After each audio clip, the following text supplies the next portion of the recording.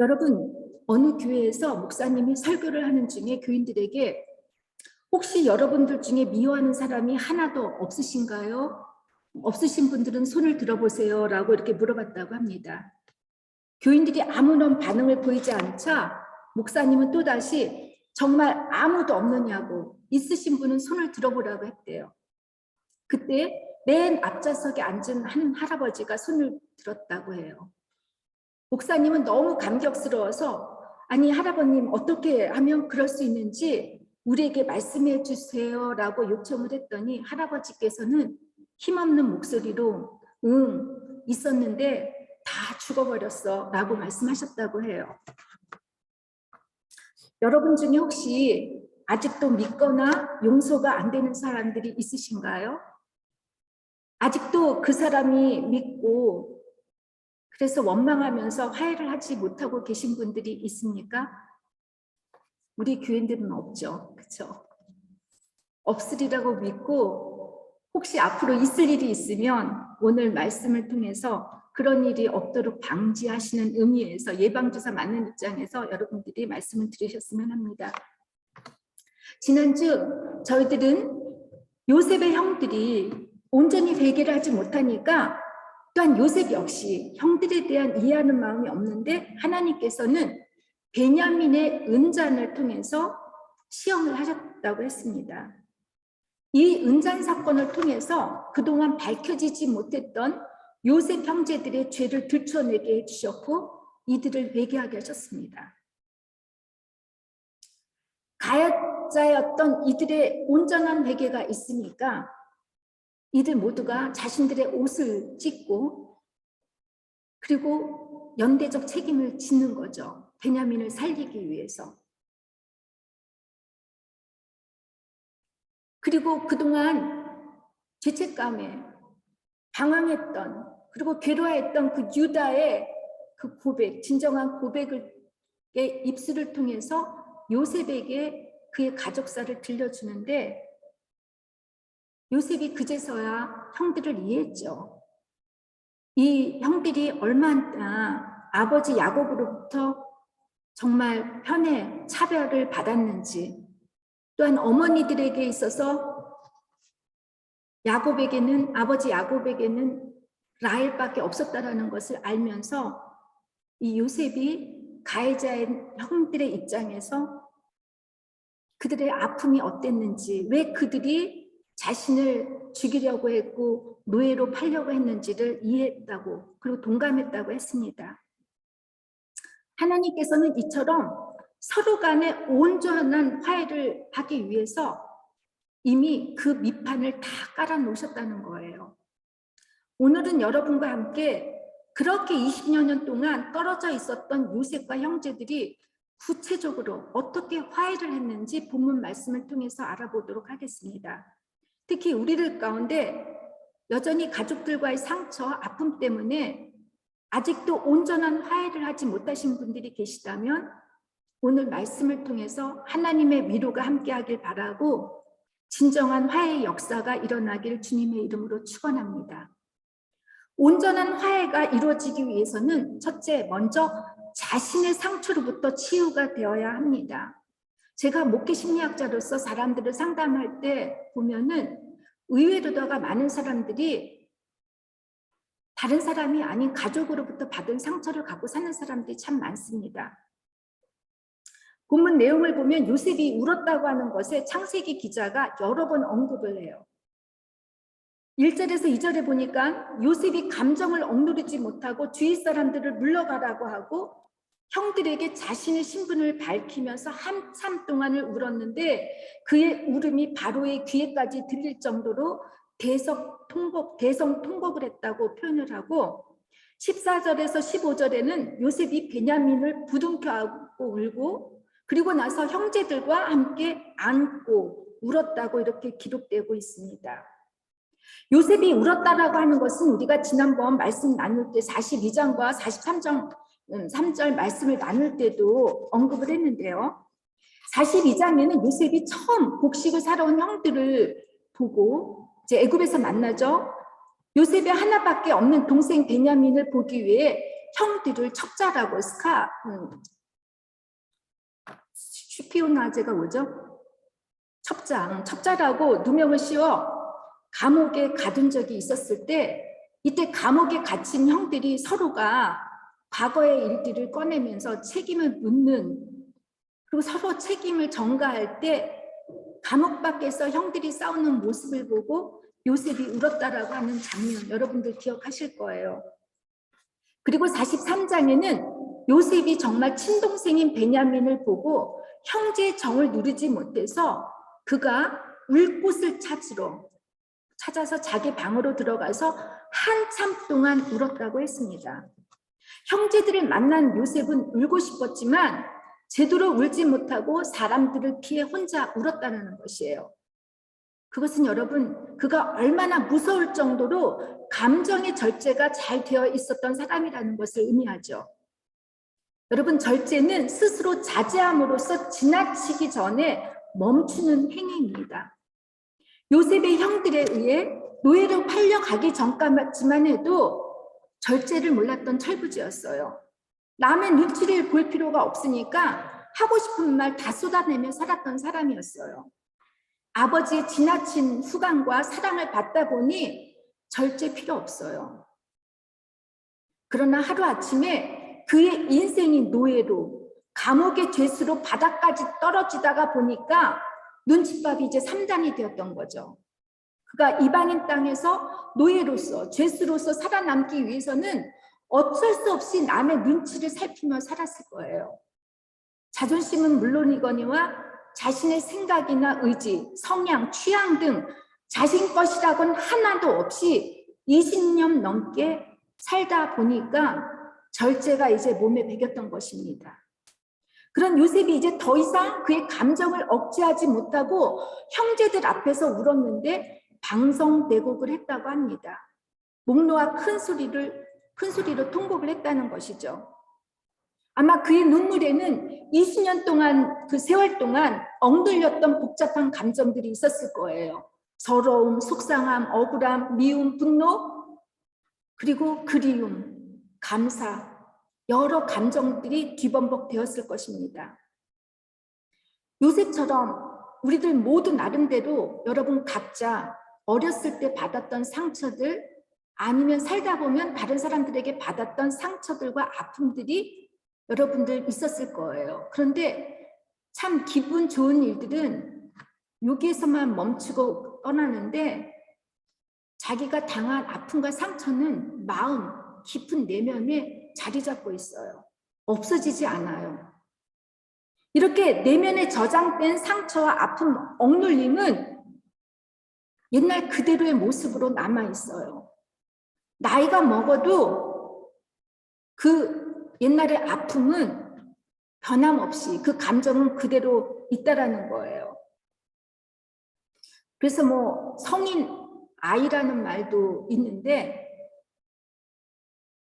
근데 여러분 이렇게 억눌린 감정들이나 아픔들을, 상처들이 치유가 되지 않고 해소가 되지 않으면 몸은 현실에 살고 있지만 여러분의 마음은 과거에서 벗어나지 못하며 살고 있는 거죠. 이렇게 되다 보면 과거의 패턴을 가지고 사회생활을 하고 결혼을 하고 자식을 낳고 이렇게 살다 보면 어떻게 되겠습니까? 자신 힘든 것도 있겠지만 주변 사람들을 힘들어하게 하죠. 그리고 나의 이 못난 패턴들이 계속해서 반복이 되다 보면 이것이 내 자식들에게, 자식의 자식에게 영향을 미치게 하니까 가족의 대물림이 끊이지 않고 계속된다는 것입니다.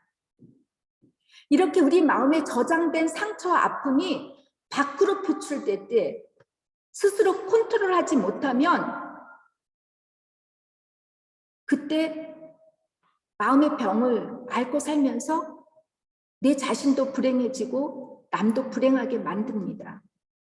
하나님께서는 아브라함, 이삭 그리고 야곱으로 이어지는 가족들의 부정적 대물림 끊게 하시려고 요셉은 요셉대로, 유다는 유다대로, 형제들 나름대로 이렇게 손을 보셨던 겁니다. 먼저 이들 모두의 내적 아픔과 상처가 치료가 되니까 하나님께서는 이들을 얼굴과 얼굴을 서로 가까이 보고 서로 부둥켜 안고 울 수 있는 화해의 공간을 마련해 주신 것이죠. 여러분, 눈물은 최고의 감정 표현입니다. 대성통곡을 할 수 있었던 것은 억눌렸던 상처와 아픔으로부터 치유를 받는다는 것이에요. 우리나라 그 어린이 동요 중에 크리스마스 캐롤로 울면 안 돼, 울면 안 돼, 산타 할아버지는 우는 아이에게 선물을 안 주신대요 라는 노래가 있는데 정말 대단히 나쁜 노래인 것 같아요. 그래서 여러분들은 절대로 이 노래를 우리 아이들에게 들려주지 마세요. 제가 한국에 있을 때만 해도 우리나라에서는 남자들은 울면 안 된다라고 배웠어요. 근데 딱 남자들이 3번 울 수 있는데 태어날 때 울고, 그리고 부모님이 돌아가실 때 울고, 뭐 군대 갈 때 운다라고 하는데, 글쎄, 저는 정말 잘못된 교육이라고 봅니다. 우리나라 남자들 참 불쌍하죠, 그죠? 안 그래요? 운다라고 하는 것은 여러분 약함의 신호가 아니에요. 도리어 정서적으로 강하다라는 것이죠. 눈물로서 씻기지 않은 슬픔은 이내 몸으로 울게 한다는 말이 있어요. 울지 못하면 병이 난다는 것이죠. 의학적으로는 울 때 옥시토신이나 엔돌핀과 같은 호르몬이 분출돼서 스트레스를 줄여주고 몸과 마음을 건강하게 해준다라고 해요. 억울함을 풀지 않고 괜찮다고 하는 분들이 계세요. 가능한 다시 기억하기도 대면하기도 싫어서 피하고 싶은 분들이 있어요. 억압된 상처나 아픔, 억울함을 풀지 못하면 절대로 치유가 될 수가 없습니다. 정신적으로, 육체적으로, 그리고 영적으로도 건강할 수가 없습니다. 이렇게 풀지 못한 억눌림에서 나온 부정적 패턴들이 내 가족들과 또 내 가족들의 성원, 그 후손들에게 계속 대물림을 물려주니까 여러분들의 억눌린 감정 풀어야 합니다. 그러면 이 감정들을 어디다 풀어요? 많은 사람들은 저를 찾아와서 테라피나 상담을 받으려고 해요. 그 순간은 좋아요. 근데 쉽게 없어지지 않아요. 바로 십자가 앞입니다. 하나님 앞에 다 쏟아놓는 거죠. 기도죠. 요새처럼 대성통곡을 하면서 울어야 합니다. 여러분은 마지막으로 언제 대성통곡을 해봤습니까? 여러분이 진정으로 울 수 있는 곳은 어디에 있습니까? 여러분, 어린아이들은 잘 울어요. 학교에 가면 그렇게 어린아이들 울음이 많은지 제 눈물이 어떻게, 만약에 눈이 위에 있는데 제가 그렇게 생각을 했어요. 저 눈물이 다 어디서 나오는 건가? 조그만 일 있으면 저한테 와서 프라우젤 뭐 어쩌고 저쩌고 얘기하면 눈에 눈물이 그렁그렁 고여 있어요. 이 어린아이들이 우는 건 생존이죠. 자신을 알아달라고 하는 거고 자신을 인정해달라고 하는 외침이고 관심을 가져달라고 하는 요구입니다. 이처럼 우리 모두가 어린아이처럼 솔직하게 우리들의 속상하고 억울한 감정들을 하나님 앞에 다 쏟아놓고 대성통곡을 하며 고백할 때 자유로움을 얻을 수 있습니다. 제가 여러분 알코올을 먹지 않고 그리고 약을 의지하지 않고 지금까지 잘 버틸 수 있었던 거는 제가 정말 하나님한테 너무 솔직해요. 여러분들 저를 보시면서 아, 우리 목사님 너무 솔직해서 좀 부담감이 가시는 분도 있을 텐데 저는 하나님 앞에 정말 솔직해요. 하고 싶은 얘기 다 해요. 그래서 너무너무 감사해요. 그렇다 보면은 주님의 십자가 앞에 내가 억울한 게 어디 있겠습니까? 내가 속상한 게 어디 있겠습니까? 내가 상처받을 게 뭐가 있겠습니까?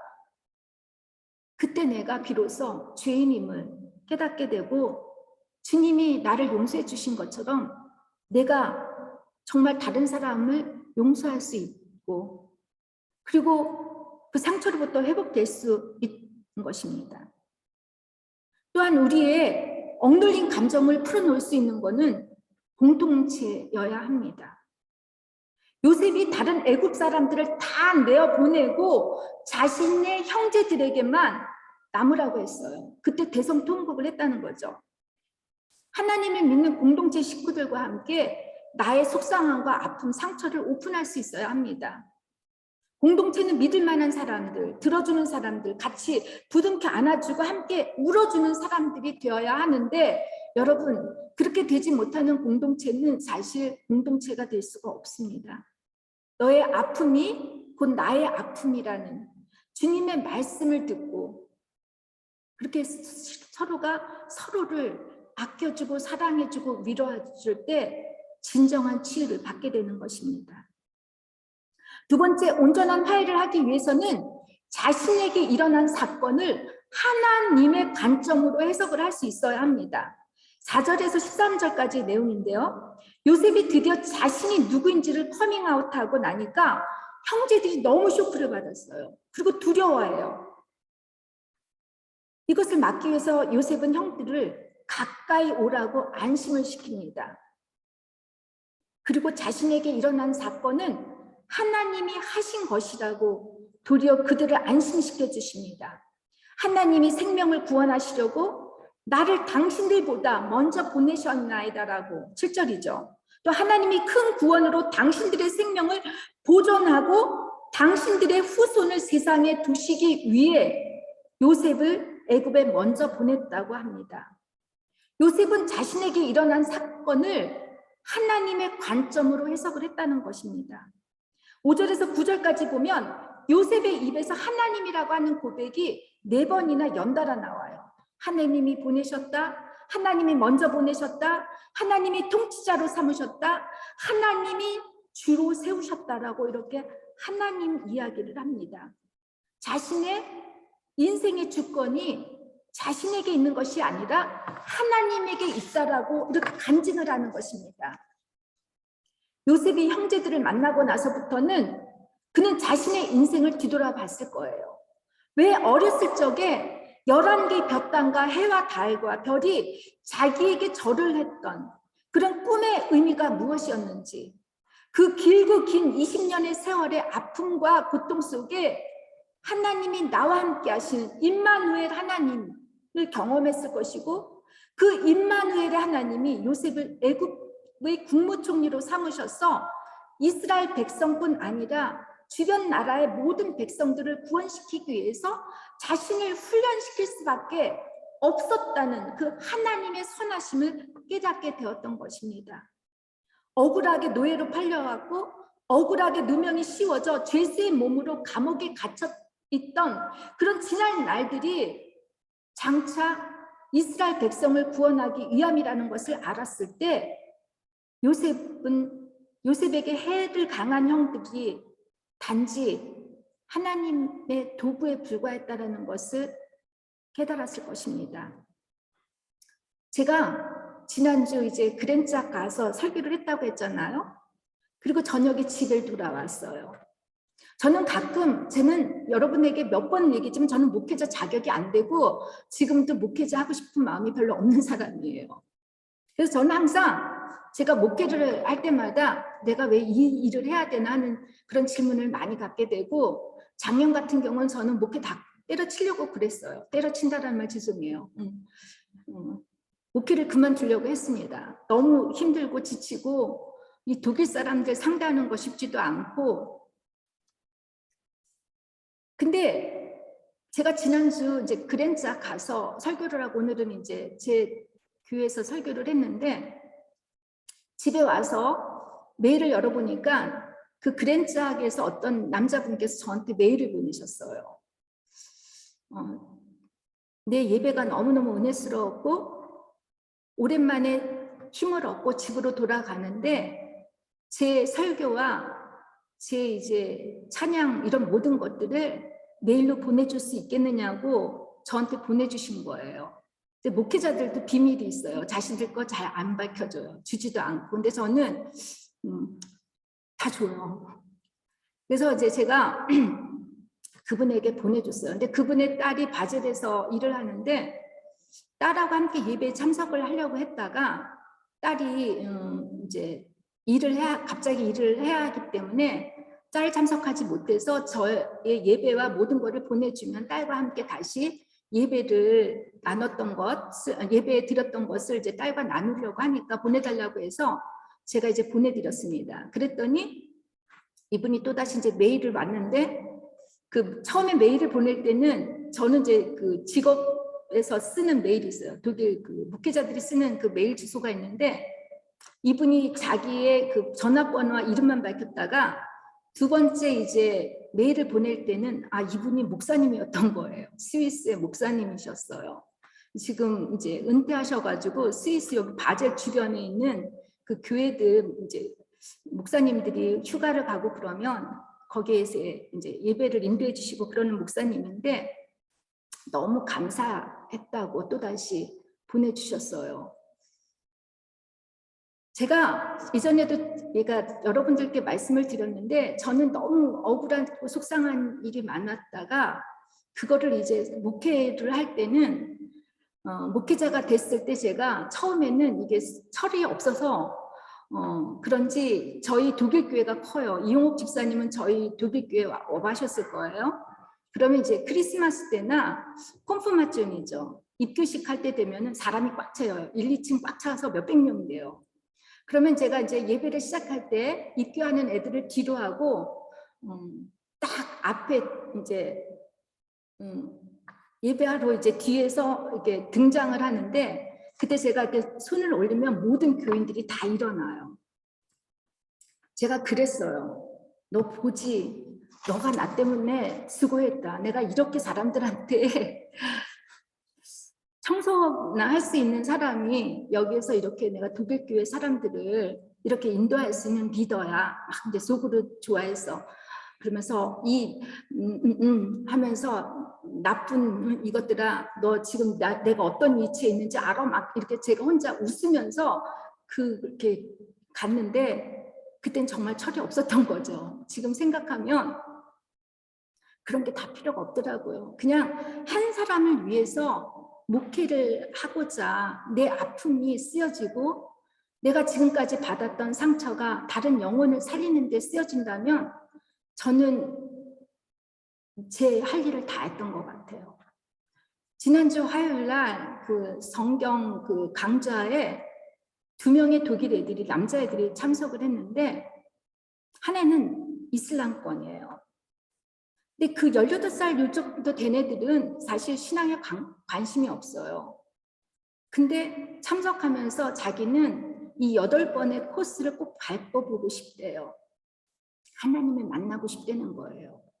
참 하나님도 참 놀라운 게 제가 열심히 최선을 다할 때는 그냥 지치게 하고 힘든데 제가 목회를 그만두겠다고 하시니까 제 성격을 알아서 그러신지 요즘에 독일 교회에 변화가 있어요. 오늘도 예배를 인도하고 왔을 때 정말 코로나인데 많은 사람들이 참석을 했던 거예요. 뭐 한 명이 와서도 저는 감사할 텐데 저의 아픔이 저의 그동안에 속상했던 모든 것이 외로움이 눈물이 그냥 그것이 독일말로 umsonst 그러니까 그냥 아무 소용이 없는 것이 아니라 하나님의 계획 안에 있었다라는 거죠. 저는 예전에 왜 하나님 나에게 이런 일을 하셨냐고 지금도 이해가 안 될 때가 있지만 왜 그러시냐고 물어볼 때는 답이 없어요. 그러나 무엇을 위해서 하나님께서 이렇게 하셨느냐고 물어볼 때 하나님께서 사랑하는 경이야 너가 잘나서 내가 너를 쓰는 게 아니야. 나는 단지 너의 아픔을 통해서 너가 지금까지 받았던 그 모든 속상함과 그런 고통을 통해서 이 독일 사람들 한 영혼을 살리기 위해서 내가 너를 부른 거야. 이렇게 해석이 되더라고요. 그러니까 제가 용서가 될 수가 있고 그 하나님의 사랑을 제가 감사할 수 있게 된 것입니다. 여러분, 지금까지 우리의 지나온 삶을 이렇게 하나님의 관점으로 보게 되면 풀리지 않는 인생의 문제들 없습니다. 다 설명되어집니다. 내 인생에 왜 그런 일이 일어났는지, 왜 내가 그 사람을 만났고 그 사람으로부터 상처를 받아야 했는지, 왜 그땐 하는 일마다 되는 일이 하나도 없고 꼬였는지, 어떻게 그 고통 속에 내가 살아남을 수 있었는지 등 하나님의 관점으로 신앙의 눈으로 바라보게 되면 인생의 문제들이 실타래처럼 다 풀리게 되는 것입니다. 여러분의 고난과 아픔 그리고 상처가 그 누군가의 영혼을 구원시키기 위해서 하나님께서 사용한 것이라고 해석해 주시기를 주님의 이름으로 축원합니다. 내 고난이 어떤 영혼의 구원과 나의 사명과 별개고 상관이 없다면 여러분 인생은 정말 의미가 없고 덧없는 것이고 정말 아무런 쓸모가 없습니다. 제가 오늘 들었던데 이 르락의 어느 16살 난 소녀가 6층에서 자살을 했대요. 의미가 없기 때문에 그렇겠죠. 내가 왜 살아야 되는지 보이지가 않기 때문에 그렇겠죠. 그렇기 때문에 여러분 지금 용서하기 힘든 그 사람이 화해하기 쉽지 않은 그 사람이 하나님께서 내게 보내주신 그 영혼을 구원하라고 보내주신 하나님의 도구라고 믿고 속상하고 아픈 감정에서 해방되시기를 자유하시기를 주님의 이름으로 축원합니다. 믿습니까? 세 번째, 온전한 화해를 하기 위해서는 모두가 하나가 되어야 합니다. 16절에서 20절을 보면 요셉과 형제들의 소문이 바로와 그의 신하들 모두가 기뻐했다고 합니다. 아마도 요셉의 울음소리가 바로의 귀에까지 들렸다가 하는 것은 요셉의 그 사운드, 소리가 아니겠죠? 요셉의 숨겨진 가슴 아픈 가족의 이야기들이 소문에, 입소문에서 입소문으로 전파되었을 거라고 봅니다. 모두가 지치고 힘든 가뭄이라고 하는 흉년의 시대를 살아가고 있는 애굽 사람들에게 요셉 형제들의 용서와 화해 소식은 큰 감동과 희망과 기쁨을 주었을 것이라고 봅니다. 가족들과의 싸움과 갈등이 요셉 가족만의 이야기가 아니라 자신들의 이야기죠. 요셉 가족들만 그렇게 지지고볶고 싸웠겠습니까? 애굽 사람들은 안 싸웠겠습니까? 그런데 싸움에서 어떻게 용서와 사랑으로 회화를 할 수 있었다고 하는 것이 애굽 사람들에게는 모범적 사례가 되었을 것이고 교훈이 되었던 것입니다. 히브리 노예의 죄수에 불과했던 요셉 한 사람의 올바른 꿈 해석과 지혜로 인해 애굽의 흉년을 극복할 수 있도록 도와준 것도 모자라 이제 그의 가족의 감동적인 화해 이야기가 애굽 전국으로 퍼져 나갔을 때 하나님의 말씀이 함께 전해지지 않았겠습니까? 여러분, 이것이 전도이고 선교입니다. 요즘처럼 코로나로 지치고 힘들고 또 한국 정치 때문에 짜증이 나려고 할 때 베이징 동계올림픽에서 황대현 선수가 금메달을 땄다고 하는 소식이 많은 사람들을 기쁘게 하지 않았습니까? 여러분, 지금 우리는 어쩜 영적 가뭄의 시대를 살아가고 있는지 모르겠어요. 그런데 교회 다니는 사람들끼리 서로 욕하고 치고 받고 싸우고 몇몇 목회자들은 탐욕에 사로잡혀 자신밖에 모르니까 세상 사람들에게 손가락질을 받고 욕을 먹고 있지 않습니까? 교회 다니는 사람은 물론이고 교회가 땅바닥에 떨어져 아예 신뢰를 잃어버리고 말았습니다. 교회의 선한 영향력은 사라지고 말았어요. 정치인들은 그저 교인들의 표를 잃어버릴까 봐 눈치를 보지만 교인들에 대한, 교회에 대한 경외함이나 존경감, 어려워하는 마음들이 없습니다. 요즘 한창 대선을 앞두고 한국은 무속, 신천지 같은 이단으로 인하여 시끄럽습니다. 이에 대해 교회가 아무 말도 하지 못하고 입을 다물고 있습니다. 아니, 입을 열지 못하고 있어요. 뜬금할 거예요. 왜냐하면 무속적 기복신앙이 우리 기독교인들 가운데 깊이 자리 잡고 있기 때문 아닙니까? 무속적 기복신앙이란 무엇입니까? 내 중심 아닙니까? 내가 원하는 것을 얻기 위해서 수단과 방법을 가리지 않고 귀신의 도움을 얻으려는 것입니다. 무속인들이 기도할 때 보면 우리보다 더 정성적으로 기도해요. 구슬할 때 봐요. 몇백, 몇천만 원 내고 뭐 100일, 1000일, 천지신명께 이렇게 정성 다해 빌지 않습니까? 불교인들도 마찬가지예요. 절에 가보세요. 그들이 우리 앉아서 이렇게 편안하게 기도합니까? 의자에 앉아서? 아니잖아요. 절할 때 보세요. 큰 절 할 때 보면은 정말 쉽지 않게 기도를 해요. 100번 그렇게 절하고 나면 사람들이 이상한 데 빠진대요. 무속이 뭡니까? 내 노력을 통해 부처든 천지신명이든 원하는 것을 받으려고 하기 때문에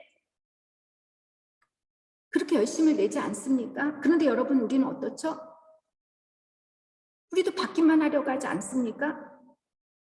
진정한 기도가, 우리가 그들과 달려야 하는 기도가 뭐겠습니까?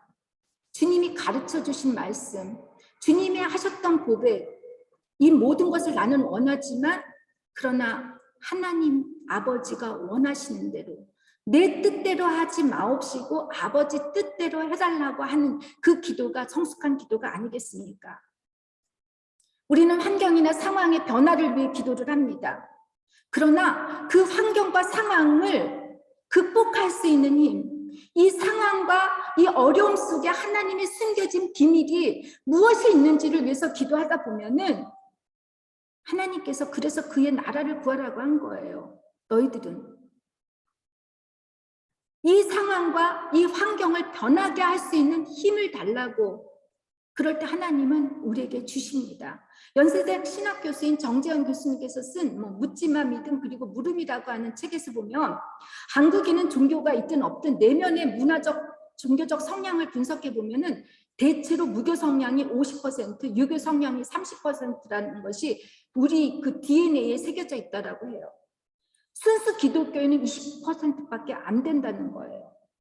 우리가 기독교인이라고 말을 하지만 정작 기독교와 다른 이야기를 우리는 하고 있어요. 그래서 여러분, 무당을 믿는 사람이나 불교를 다니는 사람들이 기도했다라고 할 때 그 기도의 내용을 보면은 여러분이 알 수 있을 것입니다. 주님의 십자가를 쫓아야 할 우리가 물질의 바알을 쫓고 있으니 소금이 되어야 할 교회와 우리들이 소금이 되지 못하니까 사람들에게 밟히고 있는 것 아닙니까? 맞아요, 여러분. 목회자는 강단에서 자신의 정치적 성향이나 특정 정당에 대해서 입을 닫아야 합니다. 그러나 여러분, 저는 독일에서 안수를 받은 사람이에요. 독일은 그러한 시대를 보냈잖아요. 우리나라도 마찬가지고 정치가 거짓과 부패, 권력의 남용이나 정의와 공정을 지키지 못했을 때는 우리 기독교인들이 선지자 사명을 갖고 단호하게 바른 말을 해야 되고 하나님의 말씀을 양식과 전해야 합니다. 우리가 주기도문으로 기도할 때 어떻게 하죠? 하나님 나라가 이루어지게 해달라고, 하늘에서와 같이 땅에서도 이루어지게 해달라고 하면 우리는 하나님의 나라를 세워야 하는 건축가들 아닙니까? 이 하나님 나라를 세우는데 방해가 되거나 그것이 좋지 않은 부정적인 영향을 미칠 때 우리는 물리쳐야 되죠. 물리치는 게 그럼 무력으로 물리칩니까? 칼과 예전에 중세시대엔 그렇게 싸웠어요. 십자군 전쟁 때 그렇게 했죠. 아닙니다. 끝까지 인내와 사랑, 끝까지 우리가 하나님 예수님이 사셨던 그 삶의 모습으로 우리가 하나님의 나라를 건설하라고 하셨습니다. 요셉과 그의 형제들이 화해했다는 소식을 들은 바로는 요셉의 모든 가족을 애굽으로 데리고 오라고 하고 애굽에 좋은 땅을 주겠다고 약속을 했습니다. 고센 땅이죠. 가장 풍요로운 땅이라고 합니다. 요셉 한 사람을 통해 애굽과 주변 나라를 구했고 야곱의 12아들을 통해 하나님의 구속의 역사를 이루게 하셨듯이 우리 한 사람 한 사람 그리고 우리 교회 공동체가 오직 말씀 안에 바르게 살고 사랑하고 희생하면 믿지 않는 사람들이 우리에게 마음을 열고 그들 역시 하나님의 구원의 역사에 동참할 수 있는 우리의 형제 자매가 되는 것입니다. 여러분, 이제 말씀을 맺겠습니다. 온전한 화해를 하기 위해서는 먼저 내 자신과 화해가 필요합니다. 내 안에 감춰진 상처와 아픔, 쓴뿌리, 억울한 심정으로 주님의 십자가 앞에 나와서 대성통곡을 하며 울 수 있기를 주님의 이름으로 축원합니다. 주님의 십자가의 보혈을 통해 여러분의 상처와 아픔, 억울한 모든 심장이 풀려지고 용서가 되기를 바랍니다. 내 자신의 용서와 화해가 이루어졌다면 이제는 우리의 주변 사람들, 원수처럼 미운 가족들, 친구들, 주변 사람들을 사랑과 용서로 품고 화해가 이루어져야 합니다. 마지막으로 우리들의 진정한 화해 소식들이 이 세상의 영적 가뭄에 허덕이는, 무엇보다도 지금 코로나라고 하는 이 시대에 많은 사람들에게 희망이 없어 보이는 이 시대에, 메말라가 있는 이 시대에 우리 모두가 귀한 샘물이 되어서 그들을 구원하는 데 사용되어지기를 주님의 이름으로 축원합니다.